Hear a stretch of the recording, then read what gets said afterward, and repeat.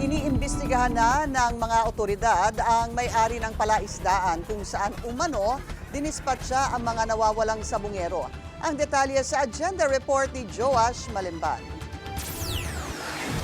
Kinumpirma ni Justice Secretary Boying Remulla na iniimbestigahan na ang personalidad na may-ari ng palaisdaan sa Talisay, Batangas.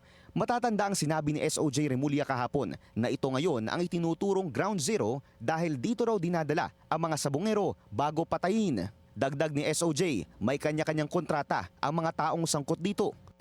Buhay pa yung mga tao, dinadala sa kanila, doon na yata pinapatay yung mga karamihan dyan.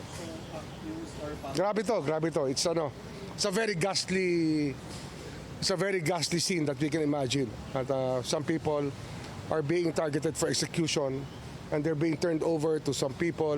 May mga kanya-kanyang kontrata. These are contractors who did it.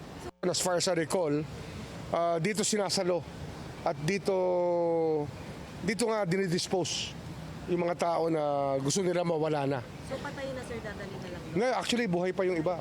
Bukod pa riyan, inilahad ni SOJ Remulla na hindi lang umano alpha members ang sangkot sa missing sabongeros case. Depende lang daw sa taas ng perang natatanggap kung saang grupo mabibilang ang isang sangkot na personalidad.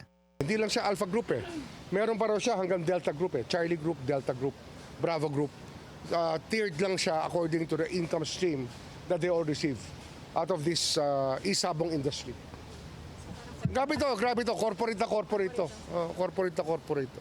Ani SOJ, binubuo ang mga grupo ng mga negosyante, government functionaries at iba pang high-profile personalities. Panawagan niya sa mga gustong tumestigo, magsalita na sa DOJ o sa PNP para mas mapabilis at maging mas matibay ang mga ebidensya sa isinasagawang investigasyon. Para sa agenda, Joash Malimban, Billionaire News Channel.